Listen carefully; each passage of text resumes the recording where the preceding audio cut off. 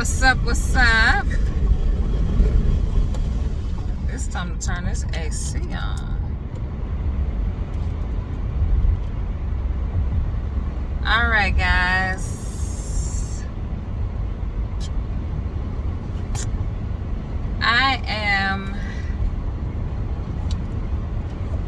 It is April 23rd. It is Saturday, April 23rd. It's the day after my grandma's funeral. And I've never done a car vlog before, so I figured I would do this. Because I'm actually riding around in my grandma's old car. Riding around the old neighborhood I grew up in. Spending a little bit of time because it's a beautiful 80-degree day in the Chicagoland area. So doing some barbecuing with the family and just kind of, I don't know, just kind of living a little bit. And I figured I'd make this journal to tell you guys about the feelings, the stages of grief I kind of went through, the things I've been dealing with, and just, I don't know, I'm just doing a journal, okay? So the funeral was definitely like a couple of my friends, my support team, mainly my support team. Shout out to my co-workers. Those have been the people who have been the most supportive of me, to be honest.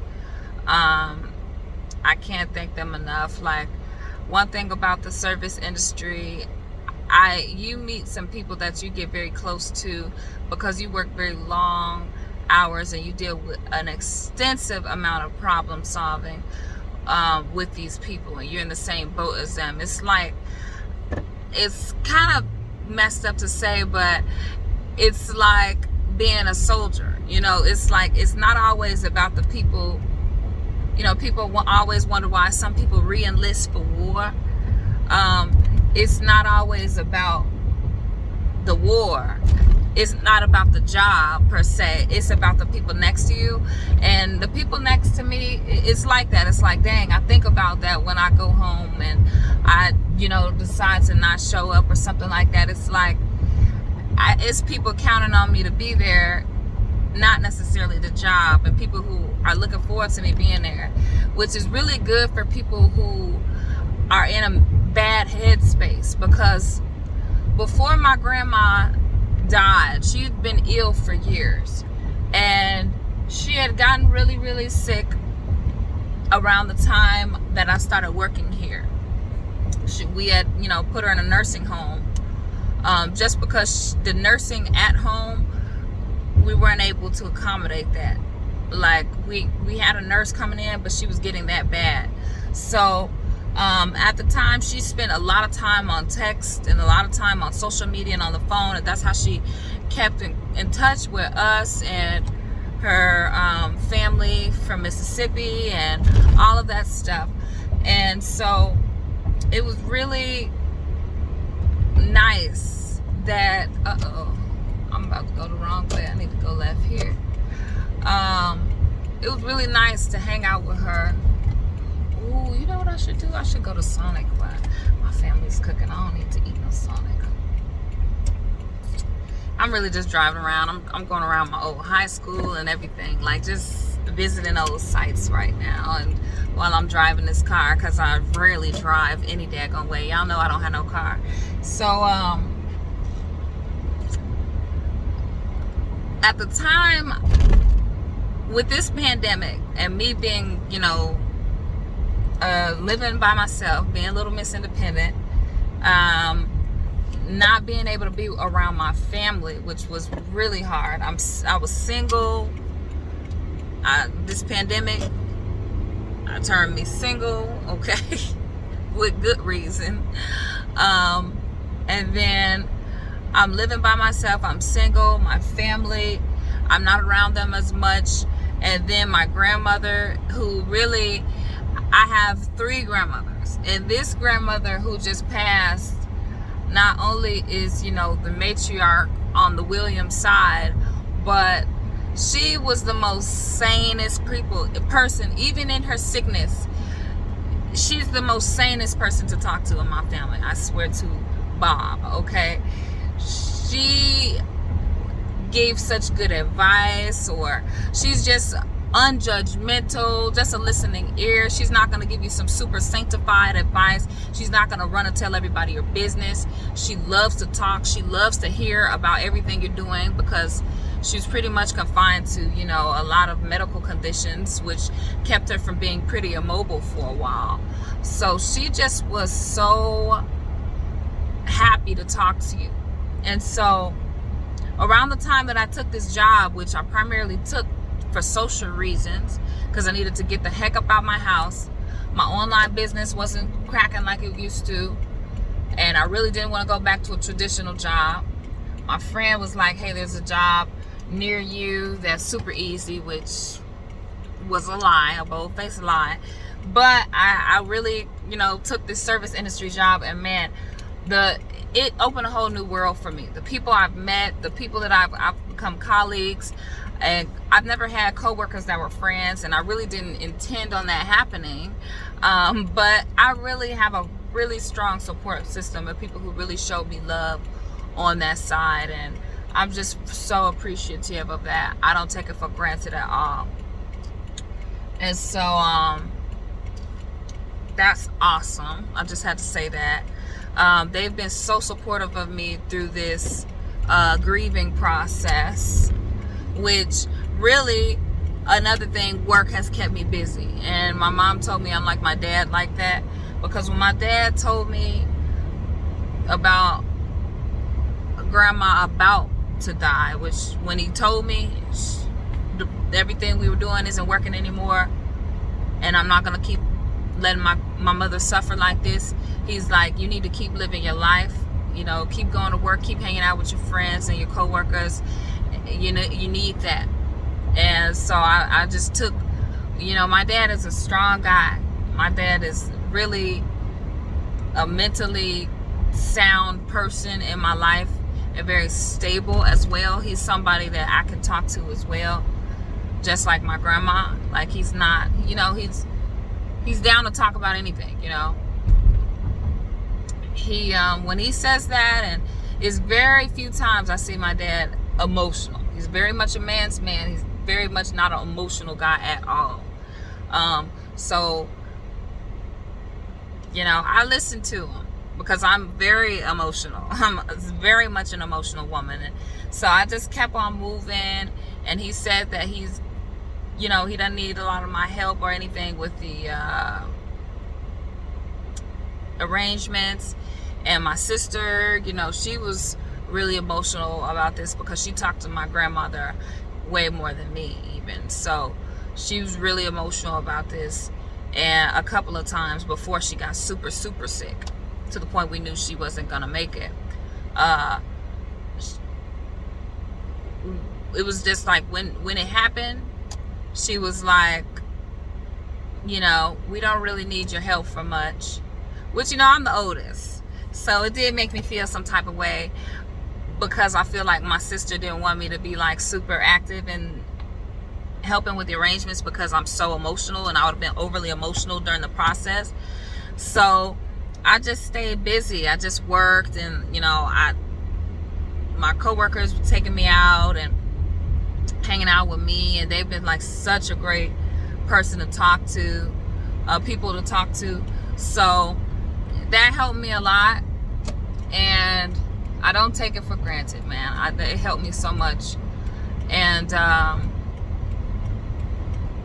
when the day of this funeral happened, that's when I really just broke down. I did. And one of my coworkers, she told me that, because she lost both of her parents due to COVID, and she was like, you know, I was hanging in there. I wasn't really crying. And then the day of the funeral, it's really bad. And then, like, even if you know that it's coming, when people get sick, it hits you the day of. And it totally, I was sad when I saw it. I was happy because the arrangements were beautiful. My cousins, my dad, my sister, they really did their thing with sending her off the way that she wanted. It was classy. She's a classy lady. She's everybody was talking about she was somebody that I don't have a lot of pictures of her later in life because she didn't even want people to see her sick. Like, she did not want to take pictures, and I respected that, you know, because my grandmother, on a good day, she's dressed. You understand me? She loves to shop. She loves to wear different outfits, tell us stories about how they dressed growing up. You know, she's from Mississippi, so, you know, how they used to dress in the church, matching hats with the shoes, with the purse, with the suit. Like, everything's matchy, like, really cool stuff. So, when she ain't dressed, she don't want to take no damn pictures. I'm telling you that right now. I know my grandma. So it was the right send-off. Like, everything was done in high fashion. Everything was done beautifully for her, and I was so happy about that. But what else? I just packed up to the Dollar Tree. I'm about to go walk through Dollar Tree, and then it's a little liquor store over here. I'll probably get some wine and some wine coolers from my parents' barbecue or whatever. So yeah, my grandma, when they closed the casket, that was what it was for me. Like, everybody has a certain point at the funeral that makes them sad. For some people, they don't like to see the body. Some people, they hate to see the body go into the ground. Some people, it's, you know, the singing or whatever. For me, oh my gosh, when they closed the casket, like, I was a little weepy when I saw the body, but she looked so beautiful. Like, my grandma's makeup, nails, she was fly. Like, my nails were like my tribute to her. Like, she was fly. Like, when I say my grandma used to dress up, y'all don't even understand. So she looked so beautiful in that casket. I couldn't cry. I was just like, man, that's the best I've seen her looking in a long time. My grandma was suffering. She could not dress how she wanted to. She was not looking herself moving. And I mean, this grandma was not like a grandma. Like, she was moving and shaking, shopping, going out, networking, starting businesses. Like, my grandma, when she was not doing this for years, she was not in her element. And to see her looking that beautiful on her send-off was, you know, I couldn't even be so sad. Like, I was sad because I'm seeing my grandma isn't here no more, and I'm coming to terms with it. But I was like, dang, she looks so beautiful. And then when they closed the casket, like when they started the funeral process after the viewing, oh, that broke me. I was trying to hold it all in, but I mean, the tears was like a river. I just couldn't help it. And even thinking about it afterwards was a little traumatizing. And then at the repast, you know, even before the repast, we had a few hours to chill before the repast. My family, I had family coming in from out of town, you know, from the deep south, coming up here, and they want to, you know, everybody comes to terms with things differently. Everybody grieve differently. But because I was keeping myself so busy, I wasn't giving myself a lot of time to grieve. Like, I was freaking out when she first died. I started freaking out again, and I was kind of going up and down, you know, because I'm like, it's selfish. Like, I miss my grandma. I wish I could just have just one more conversation, but it's selfish because she was suffering, you know. And when that happened, you know, I just kept on trying to validate myself to not cry so much or be so weepy. Like, I was kind of going up and down the last 2 weeks. Then the day of the funeral, it just really all hit me at once. And I'm around people who maybe they were dealing with their weepy process before, but now they want to party, they want to celebrate life. And I'm like, I'm not in the mood to celebrate no life. I just want to lay down and cry and not hear nothing and not talk to nobody and be left alone. But, you know, I'm around my family, so I couldn't really do that. So, you know, at some point I stayed at home a little bit, went to my mom's house before the repast and tried to just relax, tried to take a little nap because I barely got any sleep the night before the funeral. I was having a freaking panic attack. And my brother's dog came up to me and was trying to lick my face and lick my tears away and act so silly with me. And I was just laughing, you know. I had to just crack up. I had to just kind of push that to the side. But I wasn't really having, yesterday I just wasn't really having a good day. until it was all over. And you know, my dad was doing better. You know, we had some, dad wanted to take shots. It was a moment. Like, repasses in my family are a celebration of life. And we really party. Like, we eat a lot of food, we drink, and we just enjoy being together as a family. And I really needed that too, especially after all this COVID stuff and the isolation. I really don't get to hang out with my family as much as I used to. So this was so beautiful, see, being around my cousins. I haven't been around in years, so it was really nice. But yeah, man,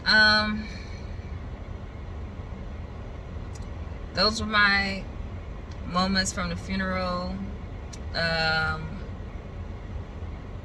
That's everything I went through.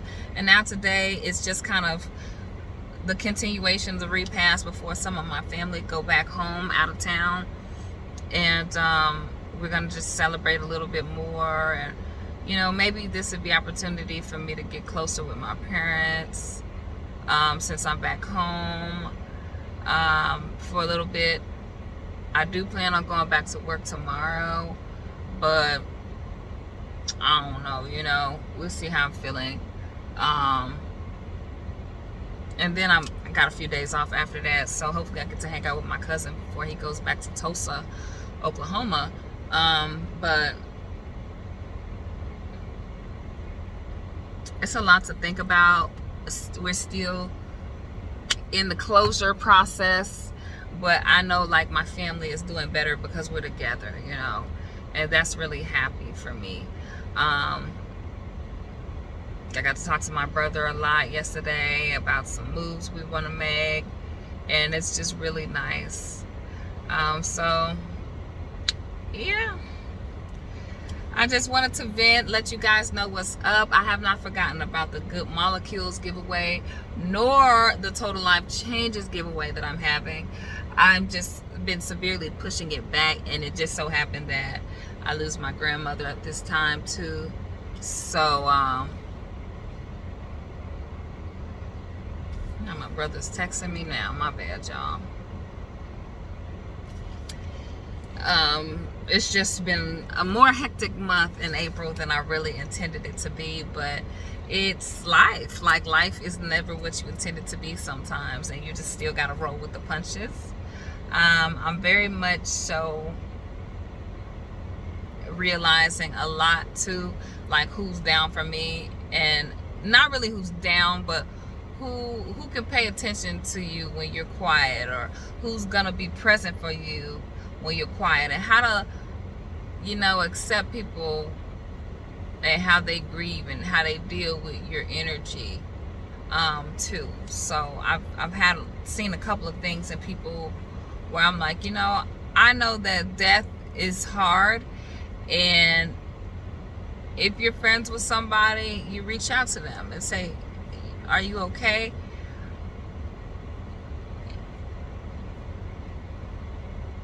And I'm looking like, interesting. And I know I haven't done that I know the type of person I am, and I expect me from people.